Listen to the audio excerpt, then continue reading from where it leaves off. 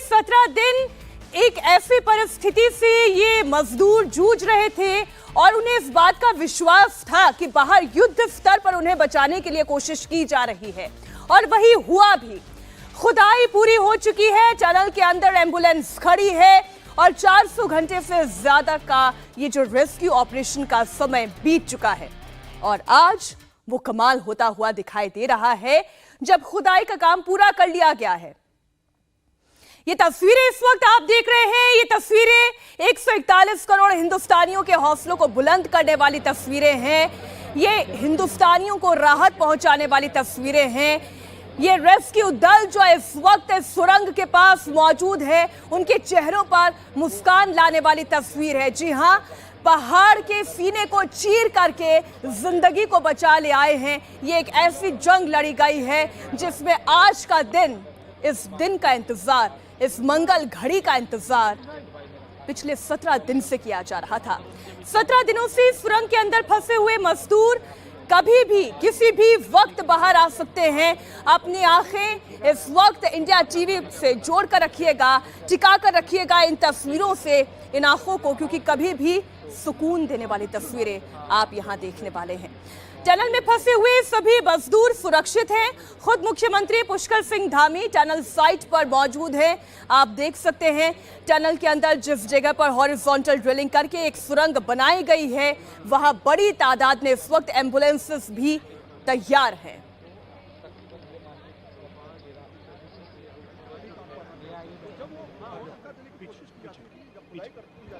और ये इस समय की बड़ी खबर है क्योंकि मुख्यमंत्री पुष्कर सिंह धामी खुद अंदर पहुंच चुके हैं टनल के अंदर। वो सभी 41 के 41 जो वर्कर्स अंदर मौजूद हैं उनसे पहले मुलाकात करेंगे, बातचीत करेंगे। माइक्रोफोन और जो VSNL का फोन अंदर लगा हुआ है उसके जरिए बात करने के बाद जो NDRF की टीम, करीबन 40 की संख्या में NDRF की टीम में जो जवान है वो अपने साथ लेडर, छोटी वाली सीढ़ी, बड़ी सीढ़ी, स्ट्रेचेबल सीढ़ी, उसके अलावा व्हील चेयर, स्ट्रेचर्स जिसके अंदर टायर लगे हुए हैं, उसके अलावा रस्सी,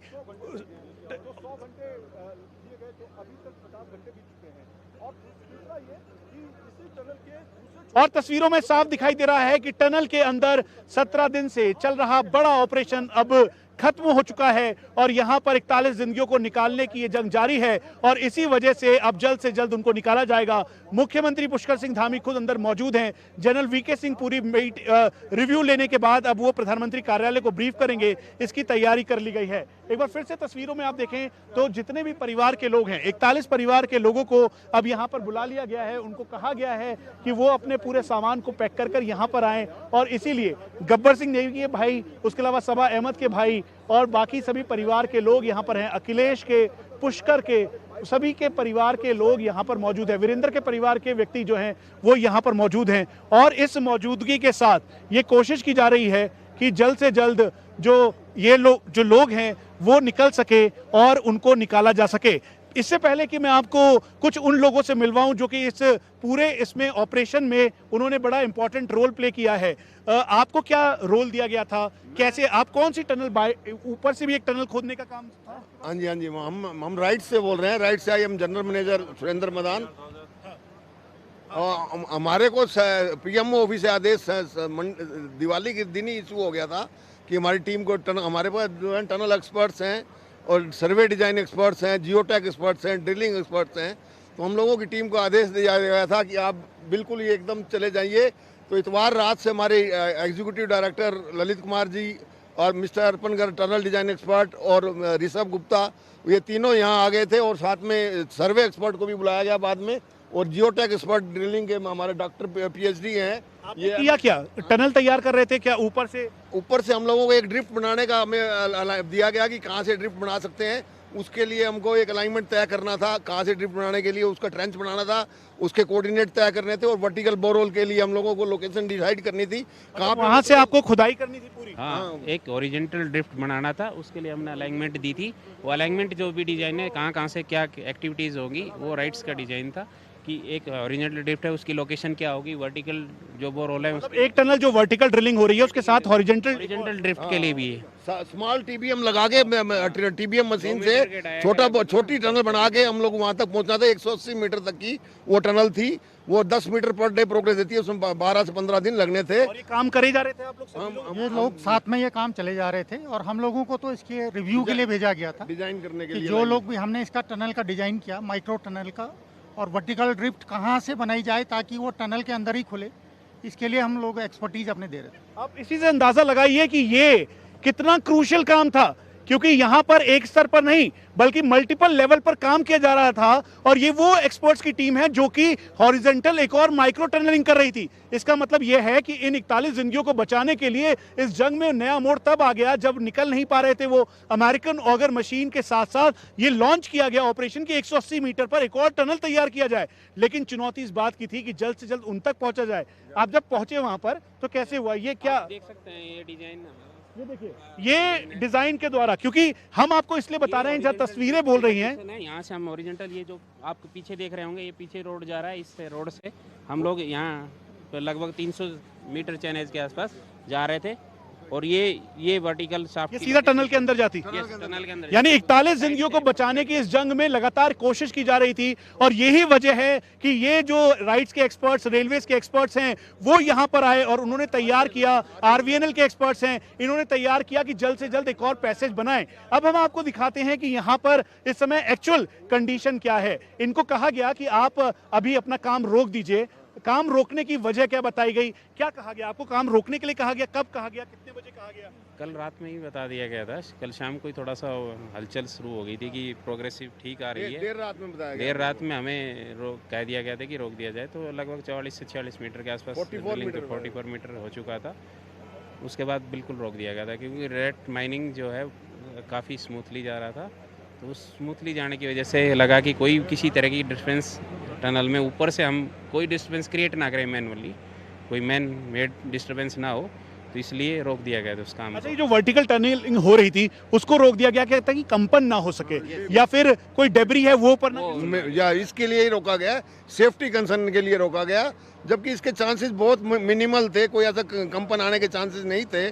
बट फिर भी क्योंकि इधर से हमको सफलता मिलने के चांस मिल गए थे, तो इसलिए जो है ना सेफ्टी के लिए वो ऊपर वाला काम हमको रोकने के लिए आप लोगों ने सेंसर्स लगा रखे थे पूरा? CFRI की टीम लगी हुई है, उन्होंने मल्टीपल लेवल पे सेंसर्स लगाए हुए हैं। CMFRI की टीम। यस, उन्होंने मल्टीपल जगह पे लगाए हैं। तो हम जो वर्टिकल ड्रिलिंग कर रहे थे उसमें ऑब्जर्व किया कि ऑलमोस्ट जीरो डिस्टर्बेंस था। और देखिए, ये एक बड़ी बात है क्योंकि जहां वर्टिकल टनलिंग की जा रही थी उसके अलावा माइक्रो टनलिंग का पूरा तैयार कर लिया गया था। और यही वजह है कि एक टीम पैरेलली जहां ऊपर थी तो वहीं अंदर माइक्रो टनलिंग के मेथड को साइड करते हुए अंदर रैट टनलिंग की जा रही थी। यानी रैट जिसे माइनर्स कहते हैं या फिर चूहा बोरिंग कहते हैं, चूहा पुशिंग कहते हैं, उसके जरिए की जा रही थी। ये बताना जरूरी है जो दर्शक अभी जुटे हैं कि आखिरकार ये रैट माइनिंग होती क्या है या चूहा पुशिंग होती क्या है। इसे दरअसल एक और टेक्निक माना जाता है। ये एक्सपर्ट्स वो हैं जो कि मैनुअल ड्रिलिंग करते हैं, अपने हाथों से छेनी या फिर जो बेसिक औजार हैं उनके द्वारा इसे खुदाई करते हैं और फिर उसके बाद अगर कहीं लोहा आ जाए या फिर कोई सीमेंटेड बोल्डर आ जाए तो उसे हाइड्रोलिक कटर के जरिए काटा जाता है और काटने के बाद मलबे को बाहर निकाला जाता है। और इसमें जहां 12 जो ये इंजीनियरिंग कंपनी है उनके सदस्य थे, तो उसके साथ अहम भूमिका निभाने के लिए भारतीय सेना के जवान भी मौजूद थे और यहीं से वो तैयारी हुई और तैयारी होने के बाद ये हुआ। अब हम आपको वो तस्वीरें दिखाते हैं यहाँ के स्थानीय लोगों की। वो देखिए, माला और फूल लेकर 41 फूलों की माला लेकर अब यहाँ के प्रशासनिक अधिकारी जा रहे हैं। 17 दिन का लंबा इंतजार और इन फूलों के जरिए ये खुशी का अनुभव और एहसास की अब चंद ही लम्हे बाकी हैं जब ये सभी लोग बाहर निकलेंगे। इसीलिए माला फूल सब मंगवा ली गई है और इसी के जरिए जब वो बाहर निकलेंगे तो मुख्यमंत्री पुष्कर सिंह धामी खुद उनका इंतजार और करते हुए उनका सबसे पहले स्वागत करेंगे। इसीलिए 41 फूलों की माला मंगवा ली गई है। और ये एक और ऐसी तस्वीर है जिसका इंतजार पिछले 17 दिनों से हम सभी कर रहे थे। हम आपको एक बार फिर से बता दें, सिलक्यारा बड़कोट टनल प्रधानमंत्री नरेंद्र मोदी का एक बहुत ही ड्रीम प्रोजेक्ट, 4 धाम यात्रा के यात्रियों के लिए एक बड़ी सौगात। और उसके लिए ये उत्तरकाशी का सिलक्यारा इलाका, जहां पर ऑल वेदर टनल के तौर पर फरवरी 2018 में इसको अप्रूव्ड किया गया cabinet committee for economic affairs ने। कुल मिला के 1300 करोड़ का ये प्रोजेक्ट बनकर तैयार हो रहा है। 4531 मीटर का ये टनल दिवाली की सुबह 5:30 बजे जब इस टनल में कोलैप्स हुआ, तब से लेकर आज तक देश का सबसे बड़ा ये टनल ऑपरेशन है। और इंडिया टीवी ने इसकी एक्सक्लूसिव तस्वीरें दिखाते हुए एक एक जानकारी सटीक तौर पर आप तक पहुंचाई है। हम आपको एक बार फिर से यहां का पूरा माहौल दिखा दें। वो देखिए, सबसे ऊपर ये वो वर्कर्स हैं, साथी वर्कर्स हैं, जिन्होंने जब इनके साथी अंदर फंसे हुए थे तो बीच में दिक्कत की वजह से काम करने के लिए मनाही कर दी। इन्होंने कहा हम काम नहीं करेंगे जब तक आप निकाल नहीं लेते इन सभी लोगों को। और निकालना एक जद्दोजहद था, मुश्किल हालात थे। उसके बाद इन्होंने काम बंद कर दिया। अब जैसे तैसे काम शुरू किया गया, इनको कहा गया, इनको मनाया गया, और फिर उसके बाद आज ये सभी अपने मोबाइल कैमरे से वीडियो रिकॉर्डिंग करते हुए खुशी के साथ ये दिख रहे हैं। चारों तरफ आपको उनके लोग दिखाई देंगे। दूसरी तस्वीर यहाँ पर उन मशीन्स की तस्वीर है जिन मशीन के जरिए सबसे पहले दिवाली के दिन से ही ऑपरेशन शुरू किया गया। आरओसी मशीन जिससे खुदाई की जाती है, उसके अलावा दूसरी मशीन जिससे मलबा हटाया जाता है, उन मशीनों के जरिए एक एक करके जो पूरा सब कुछ है उसे निकालने की कोशिश की गई। पहली मशीन, दूसरी मशीन, तीसरी मशीन, चौथी मशीन, पांचवी मशीन, लेकिन कोई भी कामयाबी नहीं मिली। ऑक्सीजन लेवल पूरा रहे वहां पर, कहीं से भी अंदर कोई भी किसी भी तरीके की दिक्कत ना हो, ऑक्सीजन की कमी ना हो, इस बात का ध्यान रखा गया। और इसीलिए सबसे पहले जो ये ऊपर आपको पंखा नुमा एक पाइप दिखाई दे रहा है, दरअसल ये कंप्रेसर है। इसी कंप्रेसर को 24 घंटे चालू रखा गया ताकि बाहर से फ्रेश हवा अंदर जा सके। अभी तक इसकी जानकारी नहीं थी कि अंदर 41 जो जिंदगियां हैं वो किस हालत में हैं। उसी बीच गब्बर सिंह नेगी और सबा अहमद ने बहादुरी का परिचय दिया। उन्होंने अंदर से डी वाटरिंग पाइप, जो कि एक छोटी पाइप होती है सबसे किनारे में, जिसके जरिए पानी का फ्लो रखा जाता है, कम्युनिकेशन नेटवर्क रखा जाता है, उसी के जरिए सबसे पहले उन्होंने सिग्नल दिया। उन्होंने पानी के फ्लो को तेज किया और बताया कि हम जीवित हैं। 3 गाड़ियां फंस चुकी हैं, बुरी तरीके से ट्रैप्ड है, मलबे के अंदर है, लेकिन हम 41 जीवित हैं, जिसमें 4 फोरमैन, 4 इलेक्ट्रीशियन, 3 सुपरवाइजर और ये कुल मिला के 16 वर्कर्स हैं। और ये सभी लोग अब जद्दोजहद कर रहे हैं ताकि उनको सुरक्षित निकाला जा सके। लेकिन स्थिति खराब थी क्योंकि मशीन्स ने काम करना बंद कर दिया था। मशीन्स काम नहीं कर रही थी। परिवार के लोग अलग अलग राज्यों से, उड़ीसा, बिहार, झारखंड, उत्तर प्रदेश, बंगाल और उत्तराखंड के भी जो लोग हैं वो सभी उनके परिवार के लोग यहाँ पर पहुंचे। इन सभी की हमने अपनी आंखों से बेबसी देखी, अब परेशानी देखी, खुशी भी देखा और फिर उसके बाद मायूसी भी देखी। लेकिन सभी को इस बात का इंतजार था कि जो अंदर 41 जिंदगियां फंसी हैं वो सकुशल हैं, क्योंकि गब्बर सिंह नेगी और सबा अहमद ने इस बात की जानकारी दे दी थी। इसीलिए फिर उसी डी वाटरिंग पाइप से, यानी छोटी पाइप से खाना अंदर भेजा जाने लगा और पानी के जरिए ही सबसे पहले मुरमुरे, चने भेजे गए ताकि वो करीबन 7-8 दिन तक अपने आप को सेल्फ सस्टेन और कर सकें और उनको कोई भी दिक्कत ना हो। लेकिन समय बढ़ने लगा। ये जो पाइप आपको दिखाई दे रहा है, कंप्रेसर दिन रात चलने लगा। ऐसे में जो मशीन्स हैं, ये तय किया गया NHIDCL के सीनियर अधिकारियों के द्वारा कि अब अमेरिकन ऑगर मशीन को बुलाया जाए। इसीलिए इंदौर से, हैदराबाद से, उसके अलावा कोलकाता से, राउरकेला से जो प्रोजेक्ट चल रहे थे उनके काम के तौर पर उन सभी मशीन्स को यहाँ पर लाया गया। मशीन्स को असेंबल किया गया क्योंकि लाना इतना आसान नहीं था। इसलिए भारतीय वायुसेना के C-130J हरकुलिस, जो कि 77 स्क्वाड्रन का हिस्सा है, और उसके अलावा स्काई लॉर्ड स्क्वाड्रन के ग्लोब मास्टर को इस काम में लगाया गया। भारतीय वायुसेना ने जॉली ग्रांट और साथ में यहाँ पे धारसू जो एडवांस लैंडिंग ग्राउंड है वहां पर इसको उतारा, वहां से बाय रोड लाया गया। लाने के बाद ऑगर मशीन को अंदर भेजा गया। सबको आस और उम्मीद थी कि अब ऑगर मशीन आ गई है, जल्द से जल्द वो लोग निकलेंगे। उम्मीद भी हुई कि जल्द ये निकलेंगे। 45 मीटर तक सब कुछ स्मूथ गया, लेकिन फिर उसके बाद सबसे बड़ी चुनौती हुई।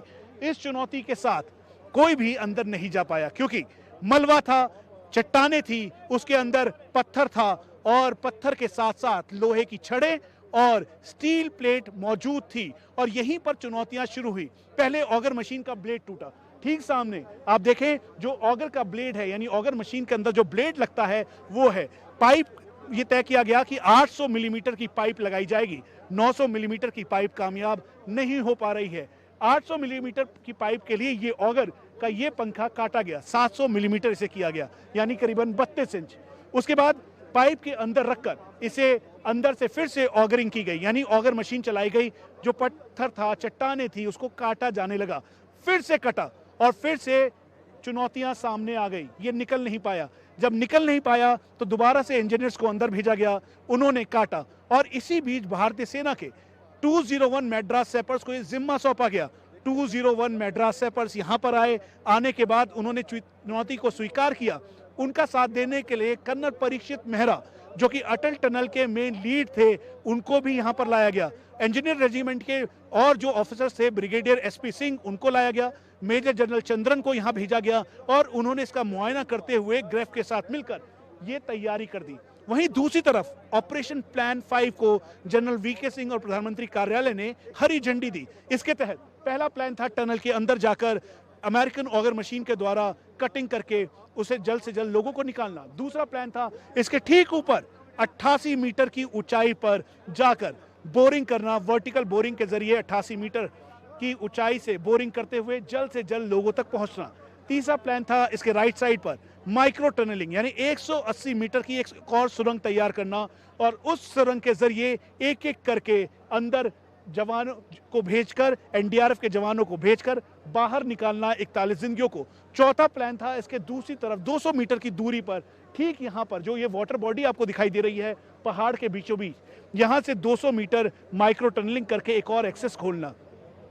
पांचवा प्लान था बड़कोट एक्सेस। हम आपको बता दें इस टनल का नाम है सिलक्यारा बड़कोट। ये कुल मिला के 28 किलोमीटर के रास्ते को, जो कि महज 4-4.5 किलोमीटर में बांध देता है और 1 घंटा बचाता है। और 4 धाम यात्रा यानी यमुनोत्री रोड के लिए ये बेहद इंपॉर्टेंट है। इसीलिए प्रधानमंत्री नरेंद्र मोदी का ड्रीम प्रोजेक्ट था ताकि 4 धाम यात्रा में रोड एक्सटेंशन के साथ साथ यहाँ पे यात्रियों को सहूलियत मिल सके। इसीलिए जो 5वां एक्सेस था वो बड़कोट एक्सेस, जहाँ पे 450 मीटर की बड़ी चट्टान थी जिसे तोड़ना बेहद मुश्किल था। 4 अलग अलग छेद किए गए, ब्लास्ट किए गए। हमें इस बात की भी जानकारी मिली है कि करीबन 6 से 7 ब्लास्ट किए गए और ब्लास्ट करने के बाद भी 12 मीटर तक ही जो पैसेज है वो तैयार हो चुका है। लेकिन उसके बावजूद भी चुनौतियां थी क्योंकि टाइम निकलता जा रहा था। 16 दिन बीत चुके थे, 17वां दिन आज था। इसीलिए ये तय किया गया 15वें दिन की रैट माइनर्स को बुलाया जाए। रैट माइनर्स वो टेक्निक जिसमें जो वर्कर्स हैं वो अंदर जाते हैं और चूहा जिस तरीके से अपना घर बनाता है या खोदता है, ठीक उसी की तरीके से छोटे छोटे बेबी स्टेप के जरिए एक अपने प्रारंभ जो बेसिक औजार हैं जिसमें फावड़ा, कुल्हाड़ी, उसके अलावा जो छेनी है, उसके जरिए उसको काटा जाए। और हुआ भी वही। लेकिन दिक्कत कम नहीं हुई क्योंकि ठीक ये जो अमेरिकन ऑगर मशीन है जो पाइप के अंदर फंसी हुई थी, उसको निकालना चुनौतीपूर्ण था। आखिरकार ये कैसे निकलता, क्योंकि पाइप के अंदर ये फंस चुका था। 25 मीटर निकल गया था, 20 मीटर निकल गया था, 25 मीटर अभी भी बाकी था और इसे निकालना मुश्किल था। जब तक मैनुअल ड्रिलिंग नहीं हो सकती थी, जब तक ये पूरी पाइप निकल ना जाए। इसीलिए फिर से डीआरडीओ की हैदराबाद लैब को कंसल्ट किया गया। डीआरडीओ की हैदराबाद लैब को कंसल्ट करने के बाद उनके जो एक्सपर्ट्स हैं उनसे प्लाज्मा कटर और लेजर कटर मंगवाया गया। भारतीय सेना की यहां पर एक और फिर से अहम भूमिका आई। 201 मैड्रास सैपर्स ने यहां पर आने के बाद सबसे पहले इसकी पंखड़ियां काटी। वो जो पंखड़ियां शेप और साइज में 700 मिलीमीटर यानी 32 इंच की है, उसको काटा। फिर उसके बाद लेजर कटर के जरिए जो इसका पोल है उसको काटा और काटते हुए कल दोपहर में करीबन 12-12:30 बजे के बीच एक बड़ी कामयाबी मिली और तब जाकर ये सब कट के बाहर निकल गया। लेकिन इसी बीच 1.5 मीटर पाइप जो है वो पूरी तरह से टेढ़ा हो चुका था। इंडिया टीवी ने उसकी तस्वीरें दिखाई क्योंकि वो गंभीरता के साथ एक बहुत ही इंपॉर्टेंट विषय था, उसको ओवरकम करना बहुत जरूरी था। और फिर वहां से शुरुआत हुई इस ऑपरेशन रैट माइनर की, जिसमें 12 जो वर्कर्स थे नवयुगा कंपनी और ट्रेंचलेस इंजीनियर्स के, वो यहां पर पहुंचे और भारतीय सेना के साथ मिलकर उन्होंने इस ऑपरेशन को शुरू कर दिया। लेकिन ऑपरेशन शुरू करने से पहले तैयारी की गई। एक जो आप देख रहे हैं पैसेज तैयार किया गया, उसके बाद एक जो पूरा ट्रंक होता है उसको आधा काट के उसके नीचे रोलर लगाए गए ताकि रस्सी के जरिए उसे खींचा जा सके। और 2 अहम भूमिका थी, वकील खान और दूसरे मुन्ना कुरैशी। इन दोनों ने बहादुरी का परिचय देते हुए वो अंदर गए। अंदर जाने के बाद उन्होंने वो पूरी की पूरी खुदाई की। और एक बार फिर से हम आपको दिखाएं वो तस्वीर जहां पर ये ऑपरेशन चला, ऑपरेशन होता रहा और इसके साथ इसको कामयाबी मिली। और लास्ट में पाइप और पड़ा, उसको काट रहे हैं। थोड़ी सी एक देर और पाइप बीच में। नहीं नहीं, ऐसा ही काला पाइप लास्ट में पड़ा हुआ है तो काट लेंगे, कोई दिक्कत नहीं है। थोड़ा